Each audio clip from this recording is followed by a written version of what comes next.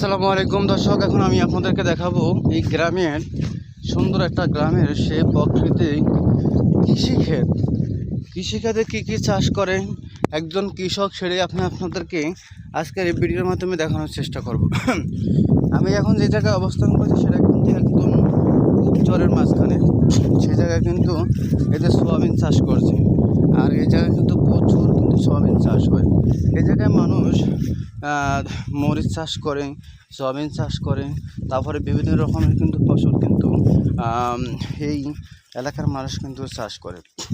এবং এটা দেখেন, এখন কিন্তু এই মুহূর্তে কিন্তু সয়াবিন তেমন একটা কিন্তু মাত্র কিন্তু বড় হচ্ছে, মানুষ কিন্তু গাছে ওষুধ দিচ্ছে সব জায়গায়।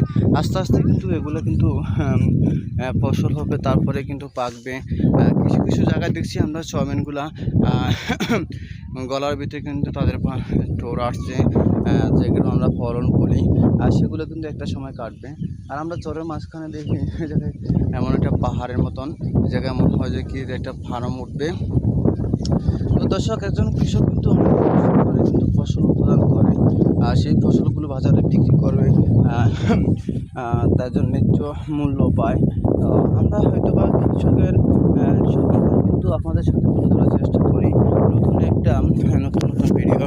আর এই গ্রামটা কিন্তু অনেক বিশাল একটা গ্রাম, যত দিকে যে জায়গা যান সবচেয়ে সবুজ শ্যামল কিন্তু এই গ্রাম। এই গ্রামটা কিন্তু অনেক বিশাল একটা গ্রাম। ওইটা কি বালুচর ধরে না? ও আচ্ছা আচ্ছা,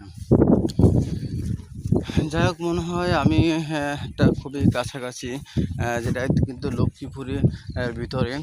কারণ এই জায়গায় কিন্তু অনেক বিশাল একটা বিল আপনারা দেখছেন।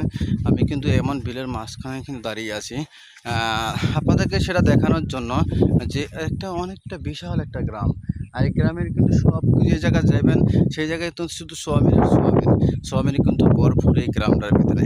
আর আমি সেটা আপনাদের সামনে তুলে ধরার চেষ্টা করলাম, কারণ আমি আপনারা জানেন প্রতিনিয়ত যে কোনো জায়গায় যাই না কেন নতুন নতুন ভিডিও তুলে ধরার চেষ্টা করি আপনাদেরকে দেখানোর জন্য। তো আশা করছি ভিডিওটা যদি আপনাদের কাছে ভালো লাগে, ভিডিওটা সবার কাছে শেয়ার করে দেবেন পরবর্তী ভিডিও পাওয়ার জন্য।